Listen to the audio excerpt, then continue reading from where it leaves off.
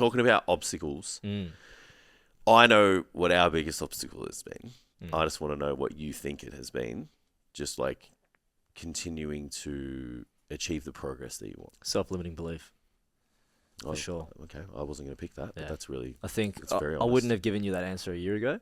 Yeah. But I think in the last year, it's definitely self-limiting belief. So, can you unpack that? Yeah, like, yeah. Are you happy to do more so? in a sense of like, I think it comes from not achieving what I wanted with my athletic career. Yeah. And then that kind of goes, well, you couldn't do that, and you were really good.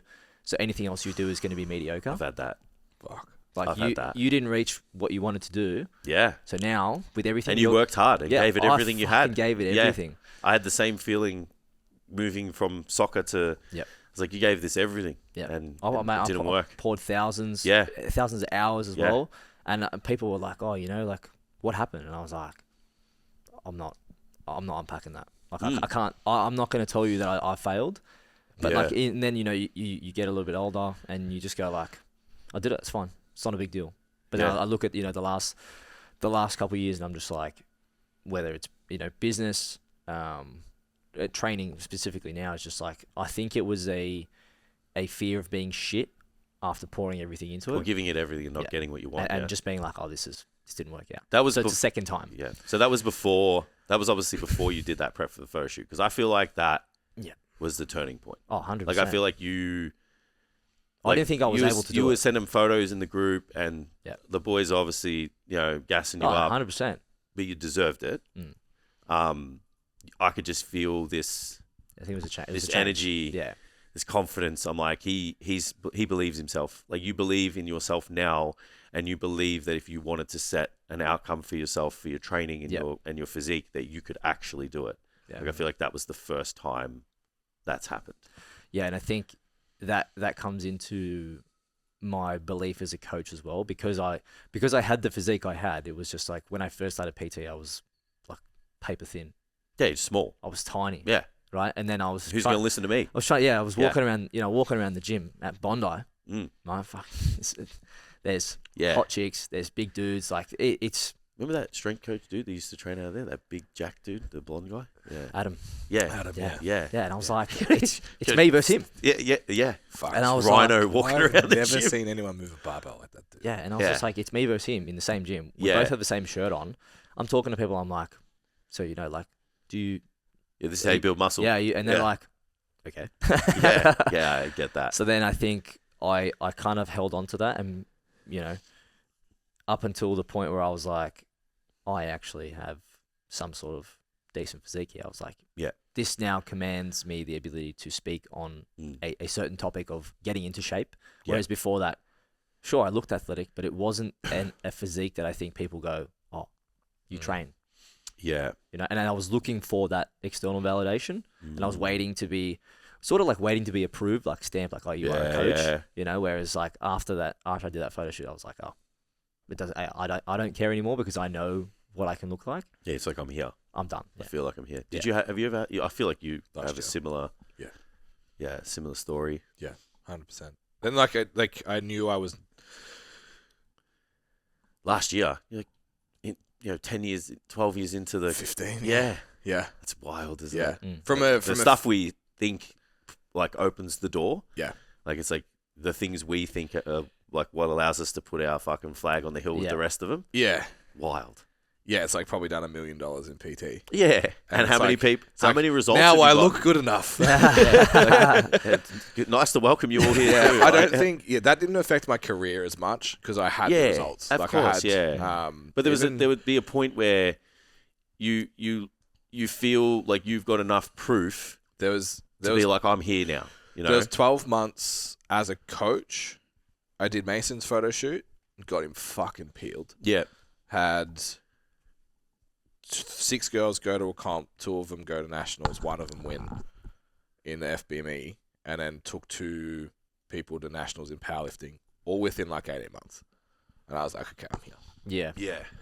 It's like I will forever be an intermediate powerlifter, and that's okay. But like, I know I can do the thing now. Yeah, but even that was 10 years in. Yeah. Yeah, it's just wild, like, Because but it's an interpersonal thing, because then we see people with like wild Dunning-Kruger who have, maybe add on like 5 kilos to their physique, still don't look like they train, and then but they're out there, Yeah. And it's like that's not wrong. Yeah. It's like maybe we have just put an expectation on ourselves that's just way too high. Yeah. To be like, well, now I'm here 10 years in or 5 years in or whatever, And I think it was, you're right, up until you start, like I didn't see those client results until like, when I did Steph's photo shoot. Yeah. It was like that was my first client where I was like, oh, I can actually do this. Like I can actually get results, because it had nothing to do with, me. It was just my ability to tell the client to do the thing. Yeah. And I think I was too scared to, you're scared to lose a client when you're in your first couple of times, in your first years. So I was like, if this client wants to stay overweight or out of shape, whatever, I'll collect the money and that's just it. Keep them happy. Yeah, you just don't keep call them them happy. out. Don't hold them accountable. They like coming to have a chat with you twice a week, and you're like, it's a lot of people fall into that trap. It's fine. But then you get to the point where you're like, okay, I have no client results, so then like I must be a shit coach too. So you conflate the two, and you're like, oh man, that one's always going to win in my opinion too. Yeah, it's just like people come because you're good at your job. Yeah, so if you can show it, that's always going to serve you. So I feel like maybe you had a similar experience where it was kind of like you got the client results, so you were like, I'm okay being intermediate now. Yeah. And then like last year a little bit, like Jess was saying, last 2 years, 18 months, you've kind of been like, I'm good at this too. Yeah, absolutely. And I think I was the same. Was like, well, I've got all these results now. I fucking train with Will Crozier and Anthony Cruz now. Like, I'm always going to be weak as piss. Like, there's nothing I'm ever going to do that I'm going to be like, I'm strong now. Like, total 620. It's like they total 900. I think like you said it before, where you're like, you got to hang out with other people who train hard so that you train hard. But sometimes, like, if you're a high achiever, like that fucks you up, because we hung out with like people fucking 1%. Just look at things and get big. Yeah. So then I was like, why am I killing myself? And this dude, this fucking like the Hulk over here, like nearly fell through a wall when he sat down just to press on his weight on it to like rub his shoulder one day. He had a massage ball. I'm like just look at his calves, and I'm like how do they make these things? So then I was like, well, I'll give up. And then what I didn't realize is that like chipping away for ages, it's like I'm not going to look like that, but I'm going to look like the best version of myself. Instead of being the 0.1% of the population, I might be like the 0.3. Yeah. Or the 0.4, which I couldn't put into my head. Yeah. And then 18 months ago, I was just like, I fucking really like doing this, like it's fun. It's like it's a goal for me. So then I just like went, I'm never going to look like you guys.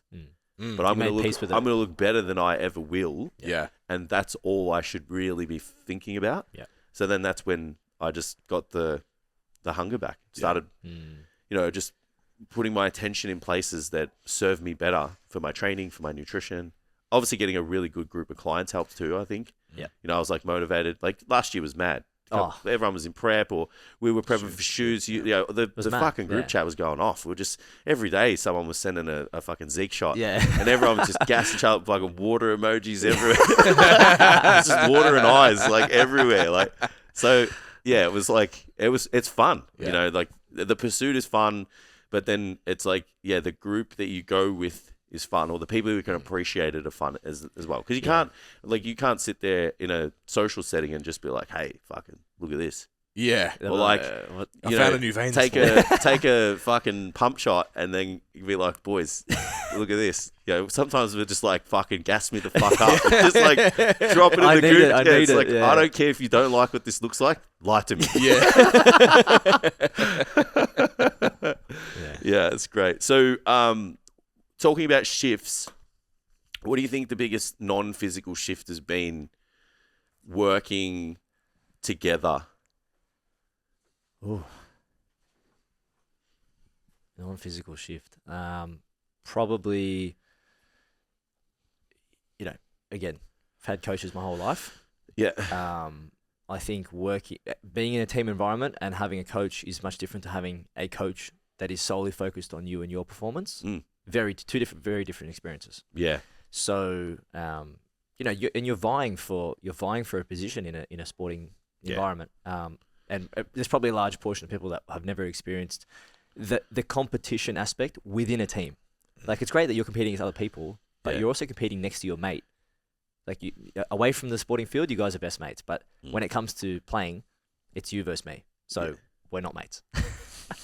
But then, you don't get that held to the standard by the coach because there's 11 other players. To hold you to that. Yeah, and then there's also 9 other players that are waiting to get your spot. Of course. So it's like you're in a room that everyone just wants to be in your position. Yeah. But then once you get, one-to-one coach, I think the understanding after a while was this person has the best intention for me, and I need to hold myself to a better standard. That was probably, and that's not just a physical aspect. It was like, if I'm going to do this really well, what can I take from my coaching experience? It's like even the way that I first saw you deliver a check-in, I was like, it's just professional.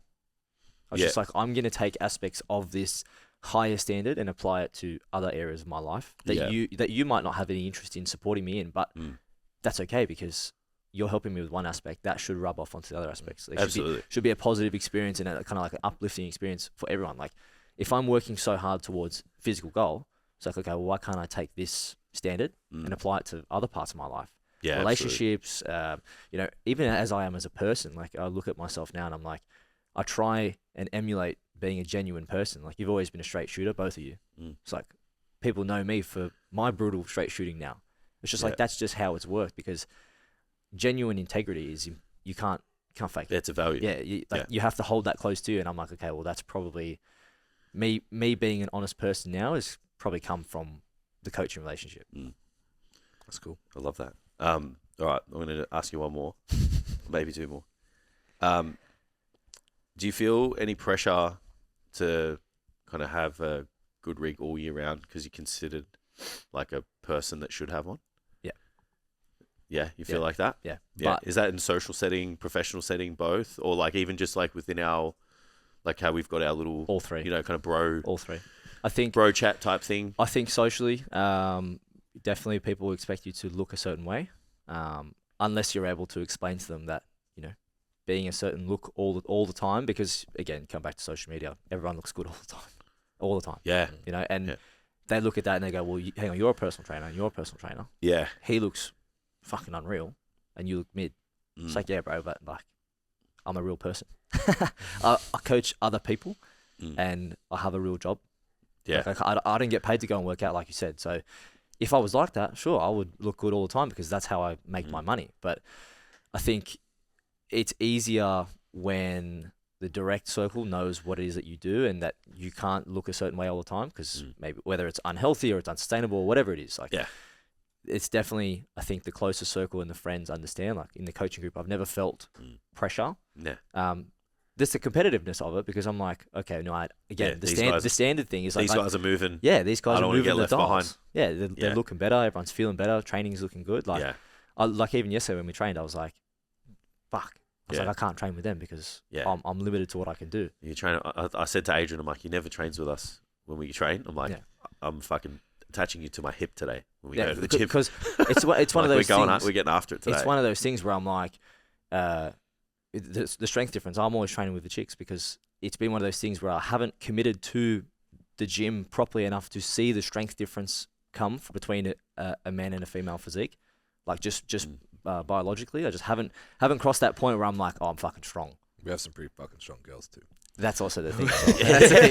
Probably a bad judge. It's like you just went and trained. Like you trained with Jess and Liana yesterday. Like we try. I have to keep up with it. Liana put the leg extension in, and I was like, I can't do that. That hurts. That's not the woman you want to train with. She's fucking so impressive. But I was like, that's the style. I was like, there is probably definitely some pressure, especially I think more in the online space. But I'm like, you know what? Again, I've come to it. I don't have to impress anyone. Yeah. It's just I got my group of clients, and that's it. Last one. What's one thing that annoys you about me the most?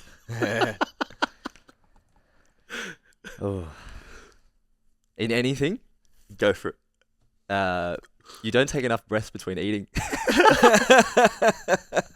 We were eating yesterday, and I was like, "That's not fair. That's not fair." I was hungry. Boy's hungry. I was like, "What about coaching wise? What annoys you?" I love that. You inhale your food. I was like, bro, you need to take a fucking breath. Nah, It's not any different when he's bulking. Just put that out. And that's why I said to myself, I was like, this guy's he's cutting. What? Hey, you know how I always fucking ask you need to eat more? Say do it. Even halfway through his meal, he's like, you want to get a drink? I'm like, nah, I'm eating my food. Yeah, I was like, how does this guy not have a sip of anything? You don't drink 15 minutes before or after a meal, bro. Fucks up my hunger. That fucks up your digestion, actually. Yeah. Yeah. Anything that annoys you? Truthfully, not really. Like, Damn it. But I'm an unbothered person, bro. Yeah. Like, I thought it'd be like every Monday at like 1 p.m. It's just like, hey, bro. nah, because I know I fucked that up. if I had said, oh no, he always messages me when my check-ins late, I'd be like, that's my fucking problem. Every I'm the Monday, problem. 1 p.m. Hey, bro. Where's that check-in? The last week was, hey mate, and I was like, nah, you can't call me mate. Yeah. I was like, we're not mates. 2 weeks. It was 2 weeks. 2 weeks late. Bro turned into a mate. I was like, nah. I'm not getting demoted. Actually, that's the thing. The demotion. Yeah. Hey buddy. Next one's hey buddy. We're bros. We're bros. If you call me mate, yeah. The next one's hey bud. Bud. Hey bud. That's hilarious. What would you say to somebody who's thinking about getting a little bit of extra help, maybe just is a bit resistant? As a coach, not PEDs. Yeah. Looking at like where I started. Yeah. I would say, look at it with no expectation. Try and look at it as whatever, or rather, is have the conversation and set the expectation from the beginning, like we did. You know, have a realistic conversation about what's possible. Yeah. The whole day yesterday we spoke about expectations. You know?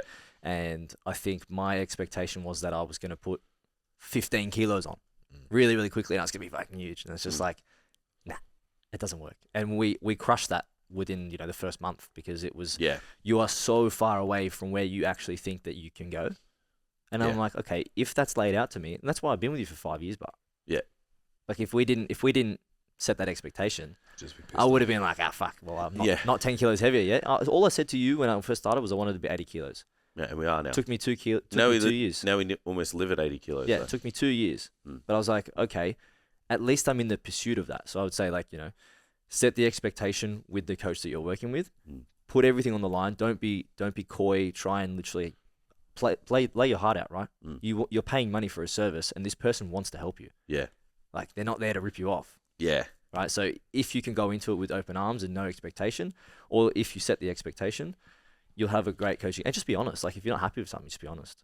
Yeah. I feel like a lot of people are not honest. Communication. It's hard to have the hard conversations where people avoid the hard chats. It's like, really, if you don't know what the other person's thinking and vice versa, like, how can we be on the same page? And and I think I've never said to myself, oh, I'm not getting the result I want, so I'm just going to flick Jason off, because it's been you and us versus the problem. Yeah, it's not the coach's fault, and it's like, okay, probably more the client's fault, because it's a day-to-day thing that they have to do. It's always your fault. Yeah. 3 coaches say that. But it's like, you guys can work with that together. You don't have to jump ship just because you're unhappy. Like, you are just a coach. I'm just a client of you. If we have a problem, solve it together. Like, you go to a car wash, it's not clean. Let's fix it. It's the same thing. It's just a service-based industry. Like, we can fix this together. You don't have to up and leave and then try and figure it out with someone else and start from the beginning. Be in it for the long haul. I always say, like, try and be coached for a long time. Do that, because you're going to get better results. Yeah, I agree. Awesome. All right. Well, thanks for jumping on. Appreciate having you. Thank you for having me. If you guys are first listener, come over from Giannis's network, hit the follow button. Yeah, we pump out some pretty good content over here. If you're a repeat listener and you haven't hit the follow or the subscribe button, please do so. If you want to know how to get your best summer body yet and keep it, head to the website, or there'll be links in the show notes. I'm going to throw that at Tam now, just so you can get our workshop on how to do so. Thank you for listening, and we'll catch you again for another episode in the future. Catch you later.